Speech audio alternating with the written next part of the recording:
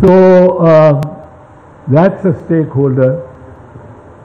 How is the world order changing, and how has it changed?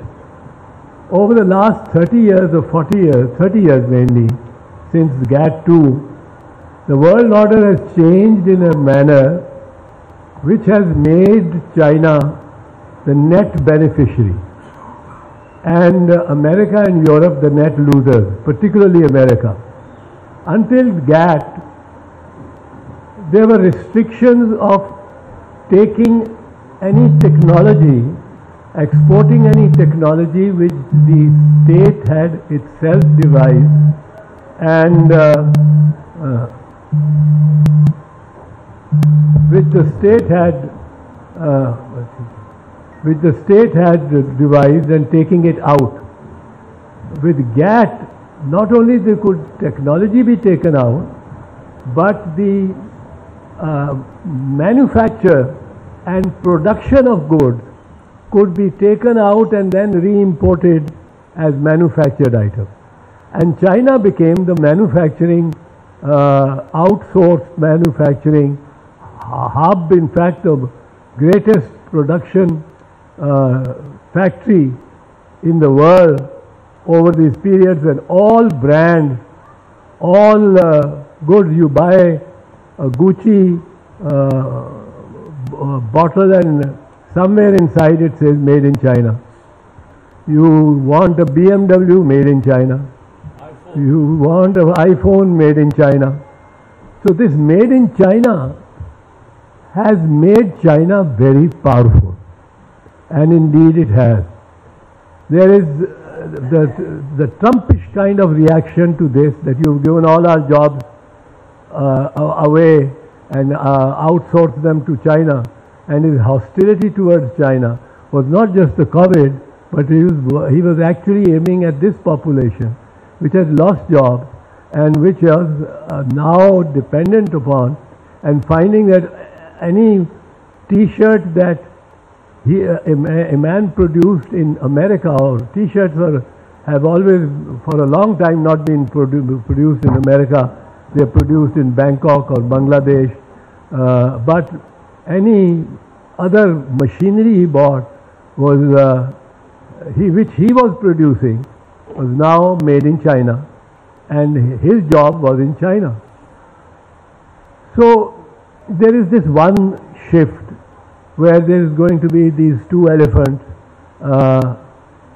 trying to topple each other over, and the Americans are going to put their worst thoughts and their worst efforts, worst in the sense of not in efficiency, but worst in the sense of the moral values and gradation into, and there is going to be no holds barred. Now, where are we?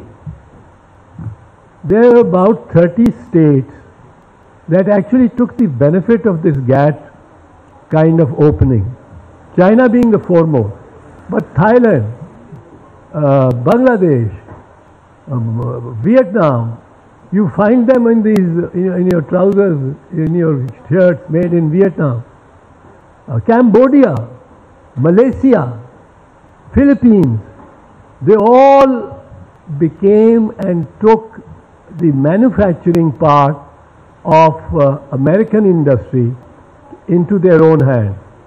And America suffered, but they gained. We had an awesome kind of insurgency and instability. Socially, we were cutting each other's heads. We were bombing, us becoming bombed and bombing. Well, to say that America was responsible for it and Afghanistan was albatross around our necks that we had to live with, is all a different part of the story. The part of the story is that America, it was biblical. It was biblical, I think, the flight of America, their flight in the sense of running away from Afghanistan One day, God's people slept on one side of the Bagram airport, and the God's enemies slept on the other side, and God's people were fearing that the enemy of God and these overarmed, muscular giants are going to beat the hell out of God's people. When they got up in the morning, God's people had disappeared. They just in one night disappeared and left completely. So this kind of a biblical story of Noah's flood or Abraha's sparrows, ये कोई अल्लाह की तरफ से कोई आई मदद अफगानिस्तान को कि America रात ही रात में गायब हो गया? तो ये अफगानिस्तान हमारे साथ, हमारे गले की घंटी, क्योंकि हमने इसमें बहुत इन्वेस्ट किया है और गलत इन्वेस्ट किया। 1980s हमने इसमें इन्वेस्ट किया, अपने आप को इन्वेस्ट कर दिया, अपने आप को ही लगा दिया, जान नहीं देने शुरू हो गए, सिर्फ पैसे नहीं जान नहीं देने शुरू हो गए। तो ये एक मुश्किल रहेगी हमें, क्योंकि ये अफगानिस्तान मुश्किल रहेगा दुनिया के लिए भी और रीजन के लिए भी, और इंडिया भी इसमें पेनिट्रेट करके और इसको इस्तेमाल करने की कोशिश करता रहेगा। और हम क्या हैं? Last word, we when I think of Pakistan in a changing world order, I see us as a bullock cart with a huge barrel in it, which is our nuclear bomb, in the middle of Times Square. This is what we are.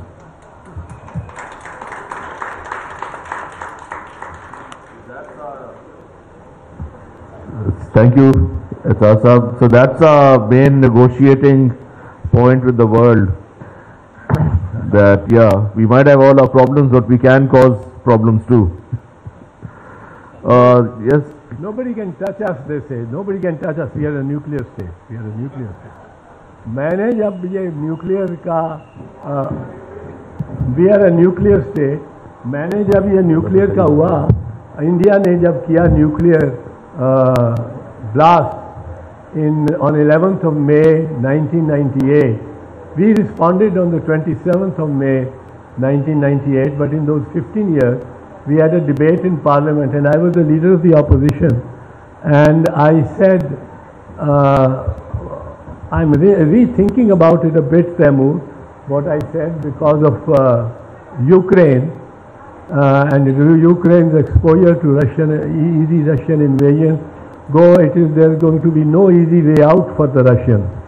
But I said कि nuclear programme हमने बनाया इसलिए है कि इससे हमने पाकिस्तान की हिफाजत कर रही। अब ये ना हो जनाब स्पीकर कि हम पाकिस्तान को दाव पे लगा दें इसकी हिफाजत करते करते।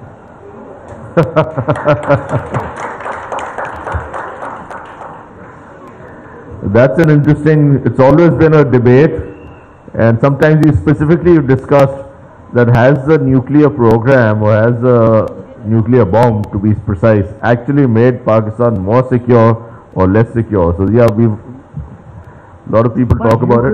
Ukraine probably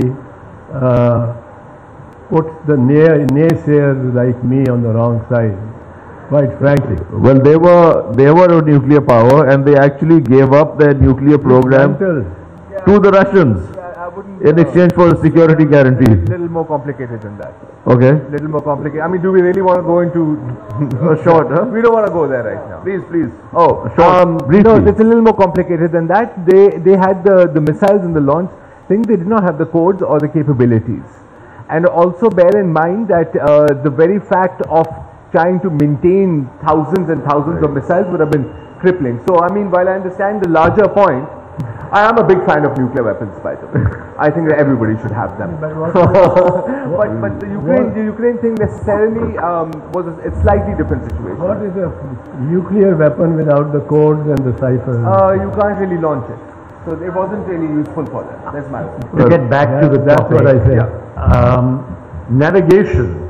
I'll start off with Umar Khayyam, into the world not knowing whence, and cut it short by saying out of this world not knowing why, like water willy-nilly flowing. That's Pakistan's foreign policy or Pakistan's standing. We had the benefit of Yalta, and we were coupled in India, and India was a powerhouse. So we were given respectability. This time round, in any conference that will be held, and you are awed anew, where is your economy? Zilch. What is your favorite pastime? Begging for money. What are you capable of handling? I don't think even your nuclear whatever has any standing. Nobody's bargaining for it, because 60 uniforms have traded the secrets of it already to the Americans. So what are they going to be worried about? Have you noticed they're not even talking about it anymore?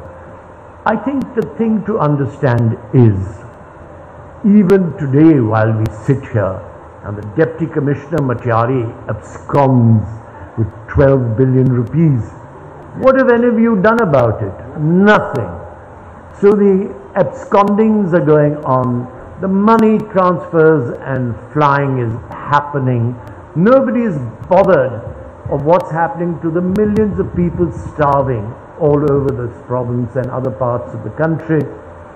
We haven't really given them any attention, and we don't even seek to. I mean, today, while all this is happening, we are going in to borrow more money. How are we going to pay it back? We won't. And as long as there's more money, there's going to be more inflation. So महंगाई तो वो होगी which you're importing yourself on your head. Right. Now the question is this: what are we going to navigate with? Some of you think Saudi Arabia controls us. No. As long as the King of Saudi Arabia is around, it may not happen. But it is predicted that after a while, there will be fratricide within the Saudi royal family. So which side are you going to be on then? I think it's not a question of taking sides. It's just a question of being very nimble on our toes, how to get money into our hands to spend. Yet we don't seem to do anything that is progressively funded in terms of economy and otherwise. I mean, still after 70 years, my friend Taimur speaks of the Mazdoor Kisan Party. Why? Because nothing has been effectively done. Others speak of other things. The question is, we have not delivered anywhere. The question is, where are we going to be? You know, in America, when I was there 12 years ago, it was different. Now, the way you are thought of and treated, they made their alliances. Europeans, I don't say they're stakeholders in anything, forget it. The Europeans are basically yes sirs, no sirs to the Americans. That's all they're capable of doing, because their economies and their economic plight is so severe. They can't, if it hadn't been for American ships carrying biogas across to Europe, you would have seen many countries perhaps breaking out of the deadlock against Russia. So these artificial means of keeping things going, but we are not included anywhere in any of this. And believe me, do you think that's going to change over time? I would like to open. I think one of the subjects you bring up is that answer simple with one word: no.